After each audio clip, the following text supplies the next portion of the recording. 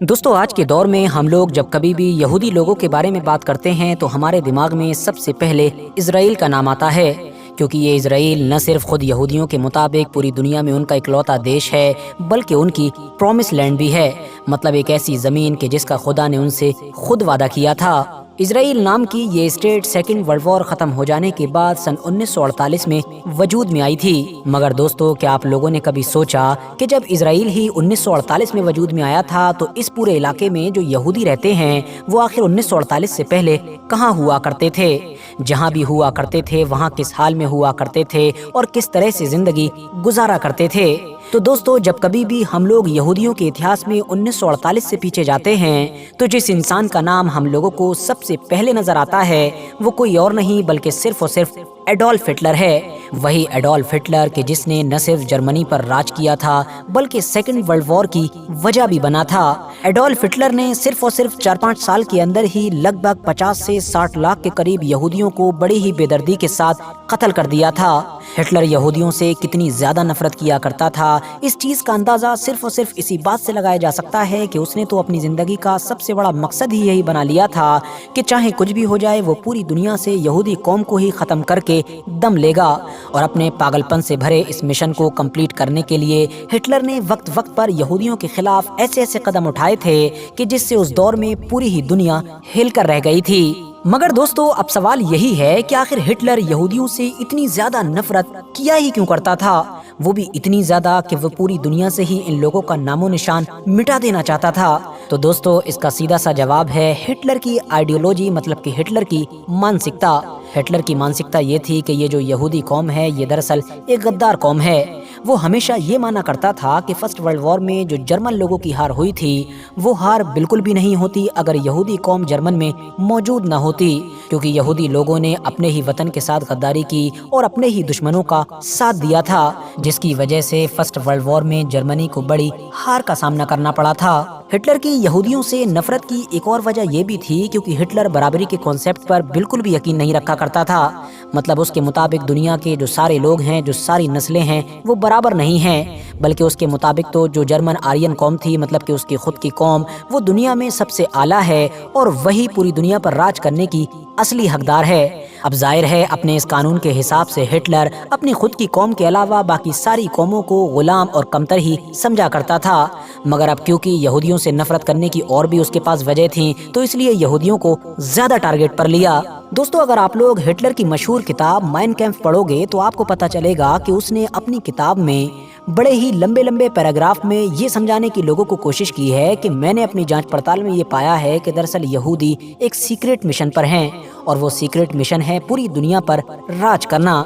ये लोग पूरी दुनिया को कंट्रोल करना चाहते हैं। हिटलर ने लिखा है कि ये लोग हमेशा मुत्तहिद होकर रहते हैं, यानी यूनाइटेड रहते हैं और हमेशा अपनी ही नस्ल की बर्तरी के लिए काम करते हैं। ये लोग ऐसा इसलिए करते हैं क्योंकि हजारों साल पहले इन लोगों के खुद के मुताबिक खुदा की तरफ से इनको पूरी दुनिया की हुकूमत देने का वादा किया गया था, जिस चीज को ये लोग आज भी नहीं भूले हैं और इसीलिए आज भी अपनी हुकूमत हासिल करने के लिए यूनाइटेड कोशिश करते रहते हैं। हिटलर अपनी इसी किताब में लिखता है कि यहूदियों की तो बुनियाद ही झूठ पर टिकी हुई है। ये लोग पूरी दुनिया के सामने अपने आप को एक मजहब के तौर पर पेश करते हैं, मगर ये एक मजहब यानी कि एक रिलीजन नहीं, बल्कि यहूदी तो सिर्फ और सिर्फ एक नस्ल है। याद रहे दोस्तों कि जिस दौर में हिटलर अपनी किताब में ये सब कुछ लिख रहा था ये वही दौर था कि जब यूरोप में ज़ायोनिस्ट नाम का एक ग्रुप एक्टिव हो चुका था। ये वही ग्रुप था कि जो फिलिस्तीन के इलाके में ज़्यादा से ज़्यादा यूरोप के इलाके से यहूदियों को ले जाकर आबाद कर रहा था ताकि आगे चलकर इसी जगह पर अपना एक नया देश, अपनी एक नई स्टेट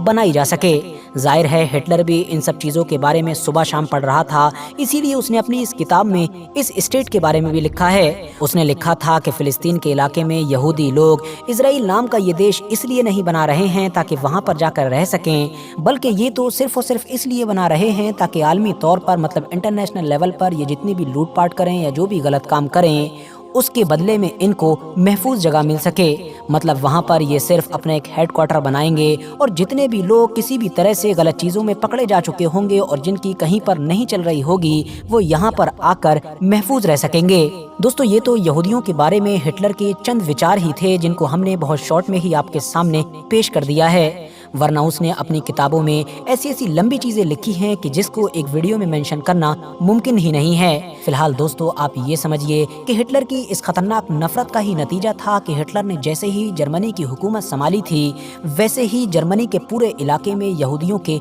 बुरे दिन शुरू हो गए थे। इसने शुरू से ही यहूदियों के ऊपर इस तरह की खतरनाक पाबंदियां लगाना शुरू कर दी थी कि जिसकी वजह से अब यहूदी बड़ी तेजी के साथ जर्मन को छोड़कर भागने लगे थे। मगर जाहिर है हर यहूदी तो अपना घर-बार नहीं छोड़ सकता था। फिलहाल हिटलर की तरफ से यहूदियों के खिलाफ जो खतरनाक कदम उठाए गए थे, उनमें से एक ये भी था कि उसने शुरुआती दौर में ही एक ऐसा कानून पास किया था कि जिसके तहत अब उसके पूरे इलाके में रहने वाले हर यहूदी के लिए ये जरूरी था कि वो अपने नाम के साथ एक नया नाम जोड़े। मतलब जो यहूदी मर्द था उसके लिए जरूरी था कि चाहे उसका नाम जो कुछ भी हो, मगर वो अपने नाम के साथ इजराइल लगाएगा, जबकि जो औरत थी उसके लिए ये जरूरी था कि वो अपने नाम के साथ सारा लगाएगी। और यही वो दो नाम थे कि जिनकी वजह से अब कुछ महीनों के अंदर ही पूरे ही जर्मन या फिर आसपास के इलाके में हर यहूदी को उसके नाम से ही पहचाना जा सकता था। बात सिर्फ यहीं पर खत्म नहीं होने वाली थी, बल्कि कुछ वक्त के बाद तो वहाँ की गवर्नमेंट ने यहूदी लोगों से उनका पासपोर्ट भी ले लिया था और उनको एक नई तरह का पासपोर्ट दिया गया था, जिस पर एक ऐसी मुहर लगी हुई थी कि जिसको देखकर ही समझा जा सकता था कि ये जर्मन के बाकी लोगों का पासपोर्ट नहीं है, बल्कि ये तो यहूदी लोगों का पासपोर्ट है। वक्त थोड़ा और गुजरा, फिर तो हिटलर की गवर्नमेंट की तरफ से ये भी कानून बना दिया गया कि यहूदियों को अपने पहने हुए कपड़े पर एक खास तरह का बैच लगाना जरूरी है, जिससे सड़कों पर ही पहचाना जा सके कि ये इंसान जो इधर से जा रहा है ये दरअसल यहूदी है। सिर्फ कपड़ों पर ही नहीं, बल्कि इस तरह का खास बैच अब उनके घर के दरवाजों पर भी लगाना जरूरी कर दिया गया था। मतलब घर देखकर हर इंसान समझ सकता था कि ये यहूदी का घर है या फिर गैर यहूदी का घर है। जैसे जैसे वक्त गुजरता जा रहा था, यहूदियों का हिटलर के इलाके में रहना दुश्वार होता जा रहा था। सरकारी नौकरियां उनके लिए पूरी तरीके से बैन कर दी गई थीं, जबकि प्राइवेट नौकरी जो उनको मिलती भी थी तो ऊंची पोजीशन पर नहीं बैठाया जाता था। और ना बैठाने की वजह यही थी क्योंकि जिस तरह की हिटलर की मानसिकता थी, वही मानसिकता को पूरे ही इलाके में फैला दिया गया था। और वो मानसिकता यही थी कि ये लोग गद्दार हैं और इन लोगों ने फर्स्ट वर्ल्ड वॉर में हम लोगों के साथ गद्दारी की थी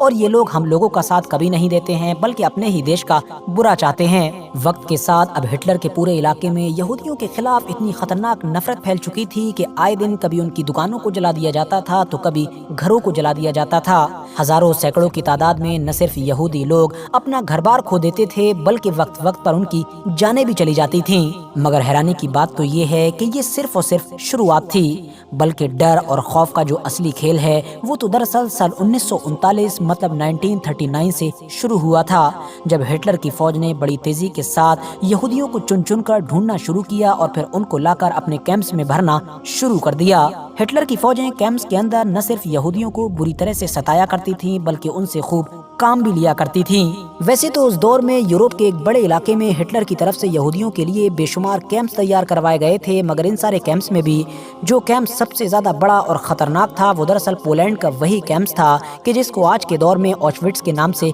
जाना जाता है। यहाँ पर कैद किए गए यहूदियों के साथ तो वो सलूक किया गया था कि जिसके बारे में सुनकर आज भी लोगों की रूह कांप जाती है। पोलैंड में मौजूद यही वो कैंप था कि जिसके अंदर लाखों की तादाद में यहूदियों को कत्ल किया गया, बल्कि एक एक बार में सैकड़ों और हजारों की तादाद में यहूदियों को खत्म किया जाता था। हिटलर की जो खुफिया एजेंसीज थी उनकी ये जिम्मेदारी थी कि वो यूरोप के एक बड़े इलाके से ढूंढ ढूंढ कर यहूदियों को लाया करती थी और इस तरह के खतरनाक कैंप्स में लाकर बंद कर दिया करती थी। हिटलर के ये जो खतरनाक कैंप्स थे इनके अंदर बड़े बड़े हॉल भी हुआ करते थे कि जिनको गैस चैम्बर के नाम से जाना जाता है। ये एक ऐसा खास हॉल हुआ करता था कि जो हर तरफ से पूरी तरह से पैक था और फिर इस पैक हॉल में हजारों लोगों को एक साथ लाकर बंद किया जाता था। बंद करने के बाद इसके अंदर जहरीली गैसेस को छोड़ दिया जाता था और फिर जो अंदर बंद लोग हुआ करते थे उनकी बड़ी ही बेदर्दी के साथ दम घुटकर मौत हो जाती थी। इस तरह से सिर्फ एक ही बार में हिटलर की फौज की तरफ से सैकड़ों या फिर हजारों यहूदियों को बड़ी ही बेदर्दी के साथ कत्ल कर दिया जाता था। इस तरह के कुछ खतरनाक और दर्दनाक तरीकों को इस्तेमाल करके हिटलर ने सिर्फ और सिर्फ 4-5 साल के अंदर ही हमारी दुनिया के लाखों यहूदियों को कत्ल कर दिया था। हालांकि मरने वाले यहूदियों का एक बड़ा नंबर ऐसा भी था कि जिनकी मौत इन कैंप्स में बंद होने के बाद भूख या फिर खतरनाक सर्दी से हो गई थी। फिलहाल दोस्तों, जैसा कि हम सभी लोग जानते ही हैं कि सेकेंड वर्ल्ड वॉर में तो एडोल्फ हिटलर को हार का सामना करना पड़ा था और इस हार का सामना करने की वजह से ही उसने खुदकुशी कर ली थी। इस हार के बाद ही यूरोप में रहने वाले यहूदियों की जान में जान आई थी और हिटलर की तरफ से यहूदियों के ऊपर होने वाले इस जुल्म और सितम के बदले में मिली हुई हमदर्दी का ही नतीजा था कि जब 1948 में यहूदियों की तरफ से एक नया देश यानी कि इजराइल बनाने की कोशिश की गई तो लगभग ज्यादातर वेस्टर्न कंट्रीज की तरफ से उनको भरपूर सपोर्ट मिला, न सिर्फ वहाँ की गवर्नमेंट्स का बल्कि वहाँ की आम पब्लिक का भी। फिलहाल दोस्तों, आज की अपनी वीडियो को हम यहीं पर खत्म करते हैं। मुझे उम्मीद है कि आप लोग इस टॉपिक से रिलेटेड आज की इस वीडियो की मदद से काफी कुछ समझ चुके होंगे। वीडियो पसंद आने पर न सिर्फ वीडियो को लाइक करें बल्कि अपने फ्रेंड्स के साथ भी जरूर शेयर करें और इसी तरह की नॉलेजेबल और हिस्टोरिकल वीडियोस हमेशा देखने के लिए हमारे इस चैनल को सब्सक्राइब करने के साथ साथ बेल आइकन को भी जरूर प्रेस करें।